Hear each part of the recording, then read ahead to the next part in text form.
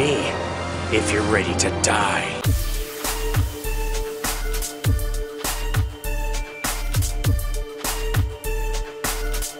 Know your place, worm.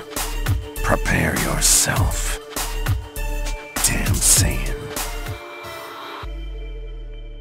Is there any passion behind the transformations in Dragon Ball Super? Today I have a special guest for you guys, the Super Saiyan 4 guy, and we want to discuss, is there any real passion behind some of these transformations that we got? I mean, a lot of them seemingly have no explanation or very limited explanation, so I wanted to go ahead and discuss what actually makes a good transformation, what makes something stick and memorable. What's up, Super Saiyan 4 guy? Hey, what's up? Nice to be here again, man. Hope you're doing well, Super Saiyan 4 Warriors. Oh, yeah. Let's go ahead and start right off. What is your favorite transformation in Dragon Ball? Oh, Super Saiyan Blue hands down. I mean, Super Saiyan 4 hands down, man. It's just it's just something about it. But I gotta be honest, a very close second is Super Saiyan 1. What makes those transformations, both of those, your favorite transformations? What makes them memorable? What makes or gives them passion behind them? I think the biggest passion, and is the number one thing that I love about each of those forms, is that you could feel Goku's pain building up to those forms. You actually felt attached to the build up to it, whether it be the legendary Super Saiyan speech that Vegeta gave in the Namek saga. You knew something was gonna turn up at one point, and then you felt Goku's pain with Krillin dying. That was amazing. With Super Saiyan 4, obviously that's another part where Goku went through absolutely everything to beat Baby, but nothing mattered. He was beat down into the ground, and you just felt emotionally attached to it, and I think that's something that's been missing in Dragon Ball Super right now. So does the emotional pain that comes from going into those transformations, is that the actual thing that makes them memorable? Because just to go into it, the Super Saiyan transformations, obviously for the majority of the time, you've had to have some pain to go into them. You had to have some emotional distress to go into them, and then we got to kill Caulifla and that went out the window, and Goten and Trunks. But when it comes to Super Saiyan 4 transformation, essentially we got Goku's amazing transformation into Super Saiyan 4. One of my favorites, honestly. Probably one of the best moments, in my opinion, of GT. And then we also have Vegeta going into this transformation, but his is sort of like it's given to him. So is it that pain aspect that makes that transformation memorable, or is that transformation memorable on its own because of the transformation? What I'm saying is, do you put both those characters transforming, one with pain, one without pain, are they on the same level? Well, that's a very good point there. I mean, obviously there has to be some emotional attachment, but I think when they've actually transformed, they have to have done their job, why they were there in the first place. With Vegeta turning into a Super Saiyan 4, I think we're going to both agree it was cool to have another Super Saiyan 4, but he didn't make that much of a difference except for helping create another Super Saiyan 4 in Gogeta. I think when you have a transformation, it needs to do its job, and basically, like Super Saiyan 3, let's just talk about that for a second. As great as that transformation was, and it was memorable, I don't think it ever did its job. It held up against the enemies at the time, but I just feel that that's probably why it's faded away in recent episodes, you know? Which super transformation is your favorite and why?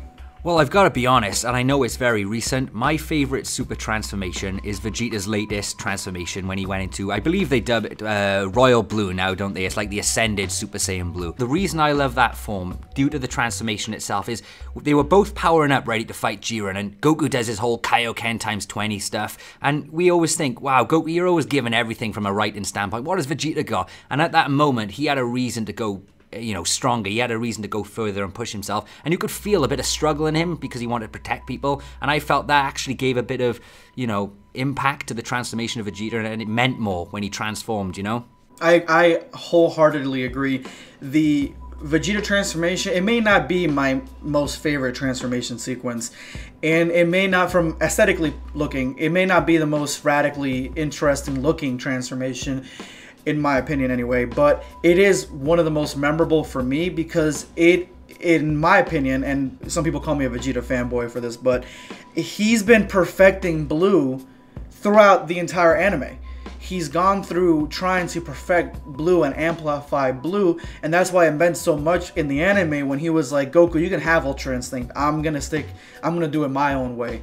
And so when he perfected Blue, it was like he earned it. It was like something that he actually like worked hard for, and there was a light at the end of the tunnel. The goal was earned, and it just made me feel so good, especially when we get to see this form beat Hakai, beat through Hakai Blast, and take out Toppo.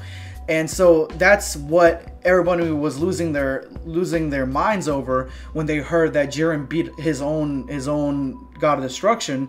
And now we have Vegeta, who has done the same thing. I mean, it may be a weaker God of Destruction, it may be a lesser God of Destruction, it's still a God of Destruction. I mean, if that Hakai Blast hits almost anything, if it's, that Hakai Blast is going to erase Samazu as much as the Hakai that Beerus did. That's what I'm saying. So, one of my favorite transformations, I love Imperfected Ultra Instinct. Well, from what I've got from Ultra Instinct so far, every time it appears on screen, they've done it justice. They've done it right. They've told a good story about what it is and why it should be, taken into consideration that this is a serious form. It's not just another form. This is actually paying off.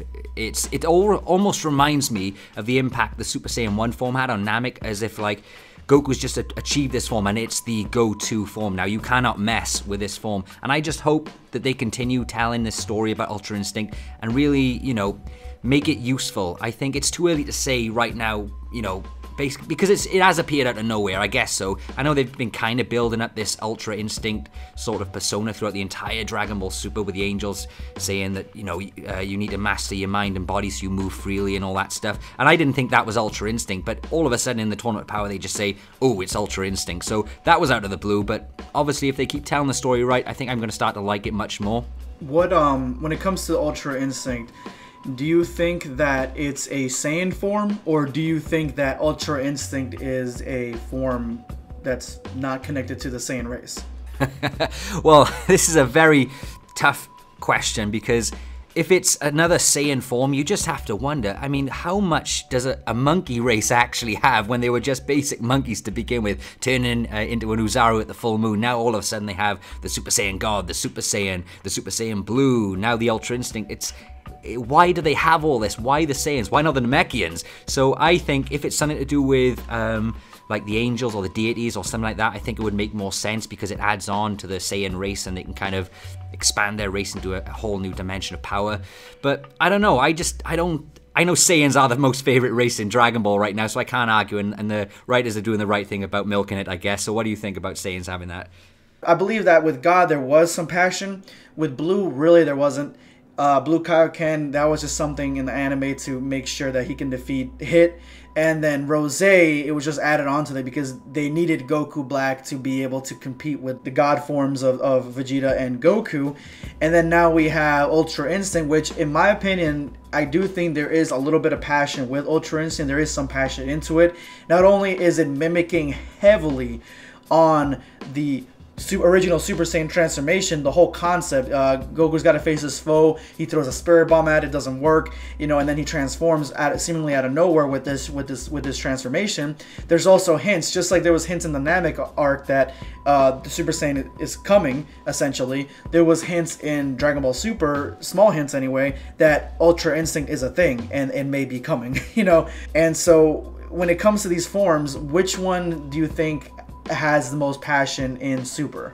That's a very, very good question. Now, I think from a sales standpoint, they've done the right thing in expanding the Dragon Ball, universe with lots of different forms like Rose and all that, because you can't always stay bottled up in the original Super Saiyan 1, 2, and 3 forms. You have to move on at some point, but it's all about pacing as well, because if you think in the first 100 episodes of Dragon Ball Z, we only got one major transformation, which was the Super Saiyan. Obviously, you got Uzaru and stuff early on, but obviously you've got, in the first 100 episodes of Dragon Ball Super, there are way too many. I think Goku's been given way too many, and that's what makes them forgetful. But if I had to think about, the most passionate form in Dragon Ball Super, wow, to be honest, it's not going to be God, because I feel that was a stepping stone. Blue was a stepping stone for this new Ultra Instinct, because this Ultra Instinct seems like it's being pushed as the new go-to thing. So everything beforehand in Super, obviously they were great ways to draw in new audience and new fans to Dragon Ball,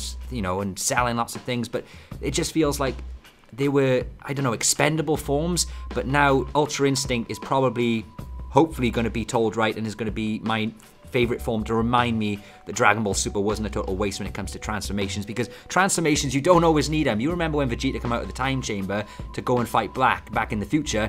He didn't come out with a new form, he just came out stronger and then beat the, you know, the crab into black just through sheer training. And I miss that because it's much more grittier and it's proper Dragon Ball, you know, the training and stuff. So if you see what I mean by that. I agree. I like that whole concept of just strengthening the form that you already have access to.